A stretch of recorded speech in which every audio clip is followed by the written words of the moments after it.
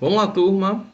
Segunda aula de geografia, continuando o assunto, né, do espaço rural brasileiro, do capítulo 7 para vocês. Vamos para a página 85. Para lá a gente debater um pouquinho aí sobre os principais produtos brasileiros. Como assim? O que é que o Brasil está produzindo hoje? Não era o café, já foi a cana-de-açúcar, o pau-brasil, o cacau. E hoje? Soja. Já falei na última aula. Quem comanda ali a produção do Brasil é a soja. Só a soja, não. Vamos comigo aí para a página 86. Álcool e açúcar. Álcool e açúcar são produtos vindos de quê? Cana-de-açúcar. Isso aí, quem acertou aí, quem se esforçou para acertar. Cana-de-açúcar é um produto que está no Brasil desde que o português chegou. Desde um pouco mais de 1500, né? Então, desde então, a gente está ali trabalhando com a cana-de-açúcar. Isso são mais de 500 anos, quase 500 anos, na verdade, de trabalho, porque não começou imediatamente em 1500. Tá? O Nordeste, Sergipe, ele é um grande produtor de cana-de-açúcar. Sergipe produz açúcar, produz álcool, tá bom? Álcool que a gente fala é o álcool que combustível, viu? Presta atenção. A cachaça também é produzida a partir da cana-de-açúcar, mas nós estamos falando do combustível. Quem produz muito ali, São Paulo, Paraná, Alagoas, Minas, Pernambuco, Alagoas, é um super produtor também, principalmente ali nos interiores perto de Sergipe. Sergipe é um grande produtor, apesar de não estar no livro. Outro produto que não saiu de moda, que não saiu de linha, é o café. Tá? São Paulo ainda produz. Não é aquela produção como foi nos anos de 1930, mas ainda é uma grande produção. Minas, Espírito Santo, São Paulo, Paraná, Bahia. A soja, olhem no livro de vocês, né? Uma colheitadeira de soja. Todos esses grãozinhos aí é soja. Soja, para quem não conhece, ela parece um grãozinho de feijão, só que mais redondo. E ela é marronzada. A gente consome ela no óleo de soja, que está aí no lado. Um leite de soja, para quem não quer tomar leite normal, um leite de soja. A gente pode consumir ela em grão mesmo, como ela é produzida, ou pode consumir ela de forma pasteurizada. Ela parece uma esponjazinha, mas ela vai dar um aspecto de carne moída. A soja é uma coisa, quando você cozinha ela, a esponjosa, texturizada, ela vai lembrar a carne, tá? Então ela pode ser consumida de várias formas, principalmente com óleo de soja. Eu tenho certeza que na sua casa deve ter aí a soja no óleo de soja, tá bom? A forma mais utilizada é nesse aspecto. E aí, o Brasil está se destacando muito nessa produção e também o Brasil se destaca muito na produção de biodiesel, né? Que são combustíveis alternativos para a gasolina, para não se utilizar gasolina, porque vem do petróleo, é cara e polui muito. A gente utiliza outras formas de combustível, principalmente o álcool vindo da cana-de-açúcar. Observem aí na página 86, onde tem assim, produção de soja no mundo. E vamos ver, né, como está a situação de cada um. Olha lá, olha o gráfico Pix aí. Estados Unidos 32,21%, Brasil 30,56%. Pau a pau com os Estados Unidos, a nossa produção de soja. E vamos crescer, tenho certeza que o Brasil deve passar os Estados Unidos, se continuar no mesmo ritmo, mas depois da pandemia a gente não sabe muito para onde vai a economia. Então a nossa produção de soja tende a passar o deles, tá? Depois vem China, Argentina e outros países. Argentina e China nessa ordem. E outros países, tá bom? E aí a Argentina tá lá com 19, China tá com 4, não vai chegar no nosso patamar não. Então, o que a gente usa também? Terminei de falar, óleo de soja tá na página 87. Só que esse óleo de soja tem um Tzinho na embalagem. Vai no armário, procura seu óleo de soja e vamos ver se tem esse Tzinho. Vou procurar o meu agora, peraí.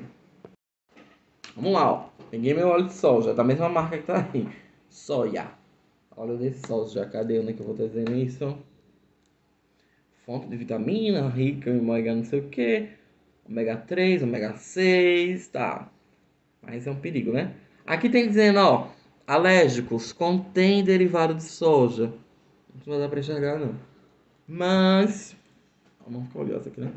Tem um Tzinho, estão vendo o Tzinho? Tá no livro também. O que significa aí, hein? Esse T com cara de perigo. Esse T com cara de perigoso. Que é um produto transgênico. E tu quer que é produto transgênico? Página 87, vamos dar uma lida?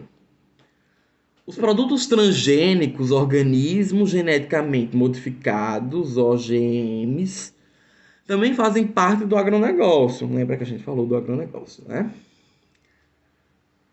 Os transgênicos são sementes que sofreram modificações genéticas para se tornarem mais resistentes às pragas da lavoura e assim proporcionar maior produtividade. O Brasil tornou-se o segundo maior plantador de transgênicos, atrás apenas dos Estados Unidos, atualmente com 93% da soja brasileira é transgênica. Assim, 90% do milho e 47% do algodão. Um dos argumentos para aumentar a produção de transgênicos é a diminuição dos agrotóxicos, ponto positivo. Porém, o Brasil continua a ser o país que mais utiliza agrotóxicos em suas plantações. Em 2015, os deputados brasileiros votaram um projeto que beneficia os produtores de produtos transgênicos e prejudica o consumidor. Vamos entender isso. Votaram pela retirada do selo, que indica que um produto tem como matéria-prima transgênico. Pode-se observar na imagem acima. E aí esse selo tinha sido voltado para sair, esse selo de T, e aí ele voltou, e horas ele sai, horas ele volta, e horas ele sai, horas ele volta, mas assim, regularizou, ele tem que ficar, o produto tem que ser identificado como transgênico, é um produto modificado, essa soja não é natural. Essa soja ela passou por laboratório, ela foi produzida, ela é um produto biológico, né, vamos assim dizer. É um produto de laboratório. Pode ser que tenha aí que ela seja prejudicial à nossa saúde, já que ela não é natural. O milho é transgênico. O milho, aquele milho que a gente come em São João, ele é transgênico, ele é modificado. Tá? Porque a semente já foi modificada para assim, que aquela semente ela não tenha muitas pragas, ela consiga evitar as pragas, ela desenvolva bem. Então, a modificação está na semente, tá? A semente da soja, a semente do milho, que seja. Então, plantado já nasce uma coisa modificada.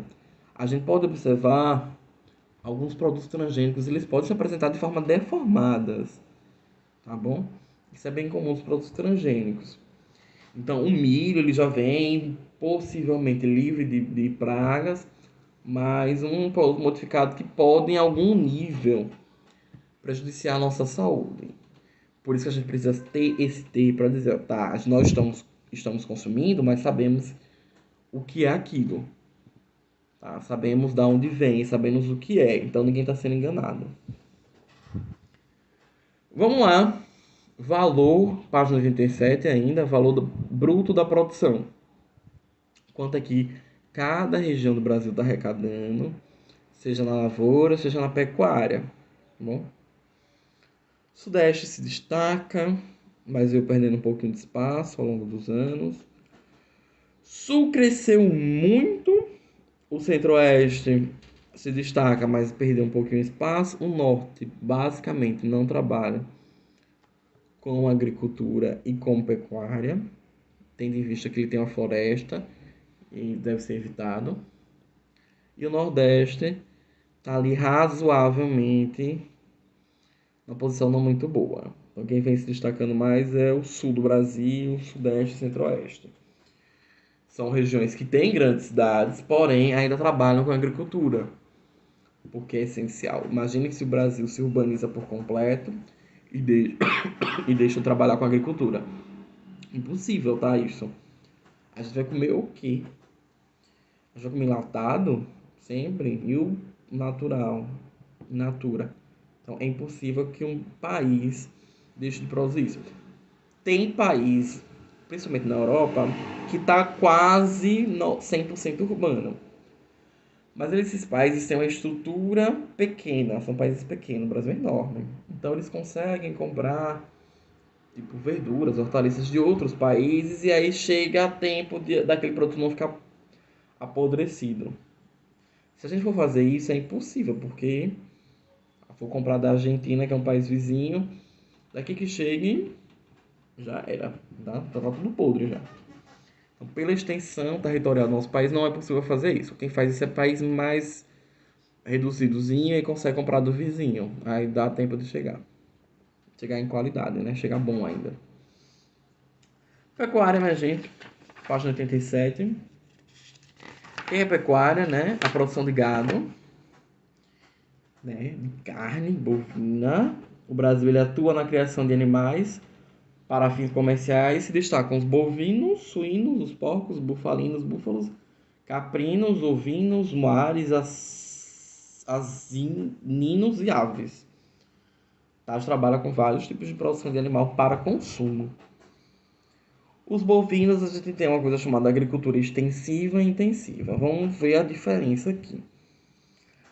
No extensivo, o gado é criado solto, extenso, em espaços amplo, extenso, e ele é criado solto, em grandes propriedades, sem muito cuidado com a saúde e a higiene. Normalmente emprega pouca obra-prima. Já no intensivo, o gado é criado em pequenas propriedades, guardado em obstáculos, com intenso cuidado com alimentos e higiene, e empregado grande número de funcionários. Tá bom? Então, essa diferença entre extensivo e intensivo.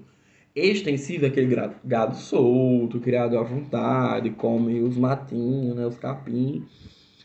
Não tem tanto cuidado com gado. O cuidado básico com higiene existe, porque senão a carne no Brasil ela não era vendida. Existe pelo menos a vacinação do gado. O intensivo é aquele gado mais fino, mais rico, mais fresco. Ele é criado ali preso, nos estábulos, ele come uma ração específica, ele tem um cuidado específico, ele tem todo um carinho com gado, aí a carne é mais cara, maciada, mais cuidadosa, né? Então, o gado intensivo é justamente para essa produção, para vender para fora, tá bom? Aí o gado extensivo pode ser mais para produção de leite. O intensivo ele é mais cuidado, requer mais grana, requer mais tecnologia também para cuidar desse gado. Na página 88 a gente tem como é que está a pecuária no Brasil, né? Como é que cada região está rendendo, né? Está produzindo para o país. Quem se destaca é o Centro-Oeste. O Centro-Oeste se destaca muito com relação a agronegócio. Agricultura e pecuária é a região que manda, é o Centro-Oeste. E a gente tem uma certa dificuldade para escoar a produção. O que é escoar a produção? É mandar a produção para fora, é vender.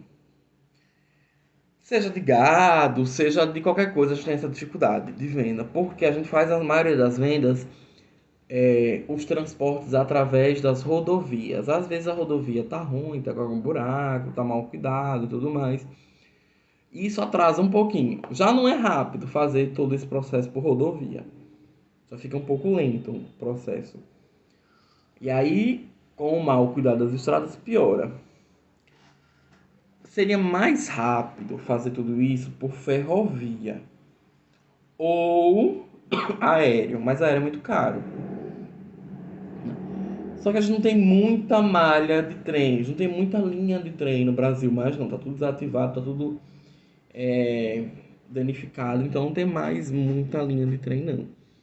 Já existiu, já foi o foco da nossa produção, mas aí foi abandonado, ninguém cuidou e pronto, se perdeu. O trem é mais rápido, o trem não pega trânsito, não, o trem não vai pegar uma estrada ruim. O trem não parou porque pegou uma manifestação no meio do caminho, tá? O trem não tem nem nada disso, não. O trem vai, a produção ia escoar, ia sair mais rápido. A gente tem uma ferrovia transcontinental ligando o Rio de Janeiro até Peru, né? E aí é importante, é interessante para nossa, por escoar a nossa produção, mas aí não é tão utilizada, porque é bem pouquinho. Tá bom? Então nossa produção ainda caminha muito por rodovias, por caminhões. E aí é pesado, aí tu precisa de uma pessoa para dirigir, né? E às vezes ele dirige por vários dias, então tem todos uns problemas aí. Ok, meu povo? Página 88, a gente começa um assunto chamado estrutura fundiária, êxodo rural e reforma agrária. E aí o campo mudou? Mudou. E aí o pequeno agricultor saiu, foi morar na cidade, isso é um problema. Cidades aumentaram. Mas quem ficou? Quem quer terra para trabalhar? Existem movimentos que buscam isso. O movimento sem terra, o MST. Como é que são as condições no campo? Como é que as pessoas trabalham lá? Vamos começar pelas condições de trabalho. A imagem aí da página 89 indica alguém fazendo uma colheita de cana-de-açúcar. Ele é o famoso boia fria. Esses senhores que trabalham com a colheita de cana-de-açúcar, eles, por que o nome boia fria? Porque eles trabalham para comer. A maioria deles. Boia, a gente chama de boia, né, a comida. Então eles não têm direitos trabalhistas garantidos. E aí a condição é essa, trabalhar no sol, de qualquer jeito, às vezes se machuca, às vezes aí estafa, né? A pessoa trabalha muito nesse sistema, cansa demais, não tem os equipamentos necessários, não tem direito trabalhista, como eu já falei, né? Então, é assim, a pessoa vai lá, só quer um prato de comida, pago tanto, pronto, eu vou trabalhar, vou cortar a cana. É um processo muito doloroso e tentam, né, a justiça sempre observar quando isso acontece para barrar, porque isso aqui é crime, né? Se trabalhar sem ganhar é crime, tá? Trabalhar por um prato de comida é crime, porque o correto é se pagar um salário. Na imagem seguinte, do outro lado, na outra coluna, tem assim, muitos trabalhadores rurais, por falta de oportunidade e por meio de subsistência, têm como única possibilidade imigrar para os centros urbanos, onde muitas vezes, sem qualificação profissional, passa a mendigar ou viver de subempregos. Então a pessoa saiu do campo porque não tinha mais oportunidade, porque ninguém estava mais ligando para o campo, tudo é agronegócio. Ele não tem como concorrer, então o que ele vai fazer? Vai atrás de emprego na cidade. E aí é o processo que a gente chama de êxodo rural, a saída do campo para a cidade, em busca de emprego, em busca de melhorias. Ele não tem condições de trabalhar no campo, foi na cidade não achou emprego, e aí não tem casa, e aí fica ao léu na rua, aí vira um morador de rua, ou então vai morar num barraco, numa favela, numa invasão, porque não tem estrutura. Ele saiu do campo porque não tinha, chegou na cidade em busca de ter e não teve. Tá bom?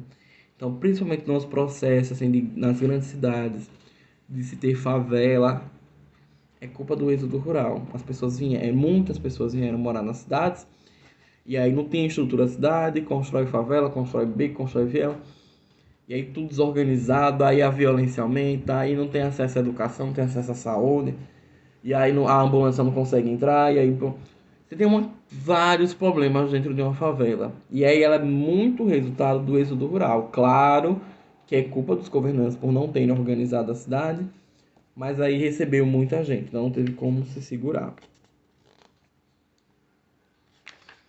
Aqui eu tenho uma imagem, uma ilustração, dizendo assim, ó, uma criança e um senhor, né? Será que até cresceu, será que até crescer o país conseguirá uma reforma diferente de distribuir as terras? Aí como é que é essa história de distribuição de terras? Né? A terra não tinha dono, as pessoas. Isso eu tô falando lá quando os portugueses chegaram. A terra não tinha dono, cada um pegou de um jeito, cada um pegou a terra para si, era dono, era dono, era dono. E aí quem queria hoje, né? Quem quer hoje viver do campo, ainda mesmo sabendo das dificuldades, precisa de um pedaço de terra. Como é que começou a história? Uma coisa chamada reforma agrária. Fulano é riquíssimo e fulano tem vários hectares de terra. E fulano não tá plantando, não tá fazendo nada com a terra. Vamos redistribuir, vamos dar para quem quer? Não é um dado. Reforma agrária não é dado. Não é o ricão que deu o pedaço de terra, o pobre coitado, não, não. O ricão vende a terra para o Estado né? O Estado compra e dá para quem precisa. Esse é o processo chamado reforma agrária. Ele se intensificou no Brasil a partir do governo Lula, então isso tem cerca de 15 anos atrás, né? Esse processo começou a se intensificar mais. Aí ele meio que falhou no meio do caminho, porque as terras compradas eram improdutivas, ou seja, não serviam para plantar nada, né? Aí ficou, e agora? Tá tudo errado o processo de reforma agrária. Outros países, Estados Unidos, França, conseguiram fazer um processo de reforma agrária há 100 anos atrás. E o Brasil está empacado. Começou há 15, né? E empacou, porque o negócio. O governo comprou terra que não servia para nada, que não se plantava nada, nada dava.